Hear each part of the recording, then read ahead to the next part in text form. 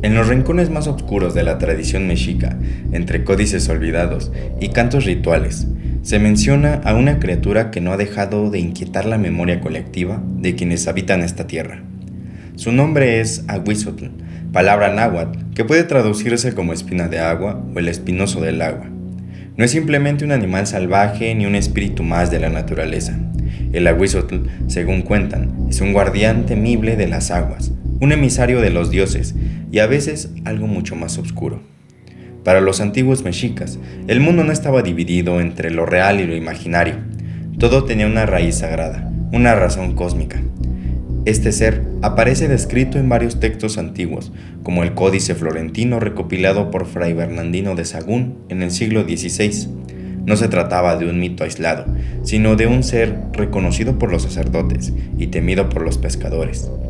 Según la cosmovisión náhuatl, este ser vivía en lagos, manantiales y ríos. Era una criatura del dios Tlaloc, señor de la lluvia, los truenos y los manantiales.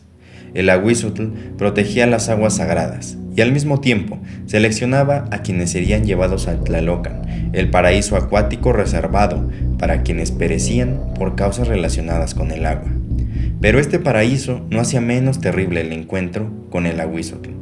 Las descripciones varían ligeramente, pero todas coinciden en que se trataba de una criatura de aspecto acuático, feroz y anómalo. No era un simple animal del lago, sino una aberración sagrada. Su cuerpo era similar al de un perro o incluso al de un mono. Estaba cubierto de un pelaje oscuro y resbaloso, como si estuviera hecho de algas. Sus ojos brillaban con un fulgor enfermizo capaces de hipnotizar a los más desprevenidos. Pero lo más distintivo era su cola, la cual terminaba en una mano humana, o algo parecido a una garra con forma de mano. Con ella, decía la leyenda, atrapaba a sus víctimas por los tobillos, jalándolos al fondo del agua sin que pudieran resistirse. La imagen de esa mano, emergiendo del agua turbia en un lago al atardecer, era suficiente para mantener alejados a los niños, a los pescadores e incluso a los guerreros. Los antiguos decían que el Aguizotl no atacaba al azar, sino que elegía, casi como si supiera cuando una persona debía fallar, más aún cuando su alma debía ser ofrecida ante Tlalocan. Pero aquí es donde el mito se oscurece, porque no todos los relatos hablan de un ser justo. Algunos cuentan que el Aguizotl se deleitaba en el dolor y la confusión, que disfrutaba del momento exacto en que su presa entendía que ya no saldría viva del agua. Se decía que a menudo imitaba el llanto de un bebé o el gemido de un perro herido para atraer a los humanos al borde del agua. Una vez cerca, usaba su cola en forma de mano para arrastrarlos al fondo. Los cuerpos eran encontrados días después, pero con los ojos, las uñas y los dientes extraídos, no por violencia, sino como si hubieran sido tomados con un propósito ritual. Los sacerdotes mexicas afirmaban que estos cuerpos no debían ser tocados ni llorados. Eran sagrados, porque aquellos que morían por obra del Aguizotl estaban marcados para el Tlalocan, y cualquier intento de profanar su destino traería desgracias. Tras la conquista, el mito del Aguizotl se fue diluyendo entre los rezos cristianos y las nuevas fronteras del miedo. Sin embargo, en ciertas comunidades cercanas a los lagos o ríos, especialmente en el Valle de México, en Michoacán y Veracruz, aún se escuchan susurros de que el Aguizotl sigue ahí. Algunos pescadores afirman haber oído ruidos extraños en la madrugada, chapoteos sin causas aparentes y risas o llantos saliendo de entre el agua. Otros aseguran que han perdido compañeros de forma inexplicable, como si el lago los hubiera devorado sin dejar huella.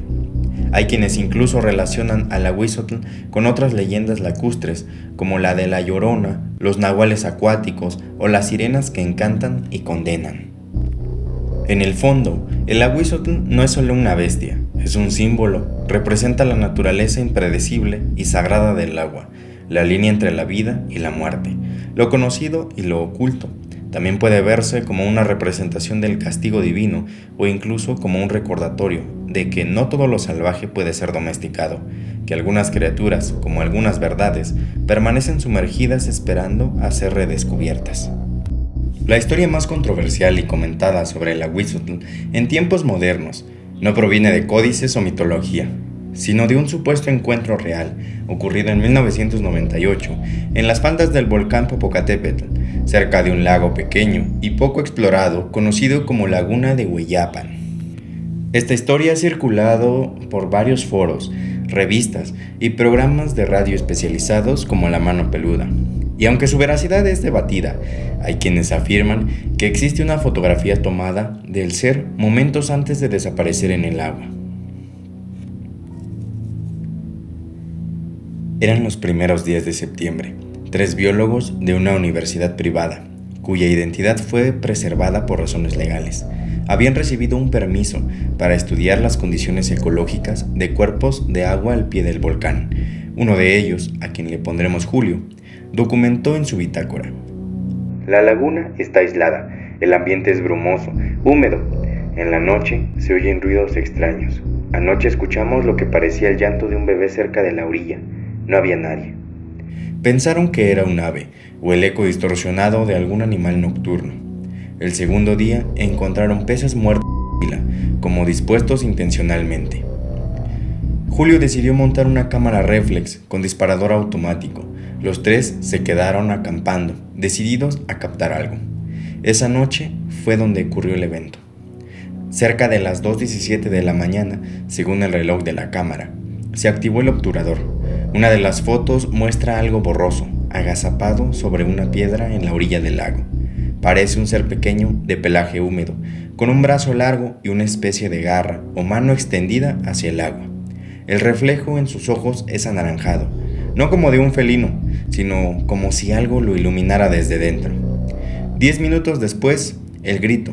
Uno de los estudiantes salió de su tienda gritando que algo lo había tocado desde la espalda.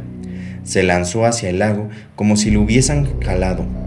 Cuando lo sacaron minutos después, estaba vivo, pero inconsciente. Su piel tenía marcas como de garras delgadas, y lo más perturbador, no tenía uñas ni dientes. Médicos locales certificaron la muerte sin signos de violencia externa ni hemorragia severa. El caso fue reportado pero silenciado. Los 3 biólogos abandonaron el proyecto. Carlos fue internado en un hospital psiquiátrico. Nunca volvió a hablar del tema. La foto fue entregada a un investigador independiente de lo paranormal, quien la filtró a un foro en el año de 2006, donde fue rápidamente retirada. Algunos dicen que era un montaje, otros afirman que se veían detalles imposibles de falsificar en aquella época. Hasta hoy, la imagen circula en páginas obscuras de internet, compartida solo por mensajes cifrados o entre coleccionistas de criptozoología mexicana. En sí, el Ahuizotl no solo aparece en códices antiguos, como el Florentino o Durán, sino que su leyenda parece viva. La historia de Hueyapan mezcla todos sus elementos: el llanto engañoso, la mutilación precisa, el castigo divino por observar donde no se debe. Se dice que quienes intentan buscar más sobre el caso suelen tener fallos en sus equipos, grabaciones que se corrompen y que la laguna, aún hoy en día, está vedada para estudios civiles. El Ahuizotl sigue siendo una figura viva en la imaginación popular, no solo como mito, sino como advertencia, porque hay cosas que habitan en lo profundo de los ríos, de la selva, de la historia, que no deben tomarse a la ligera, y a veces basta con escuchar con atención el murmullo del agua para saber que algo nos está observando desde el fondo.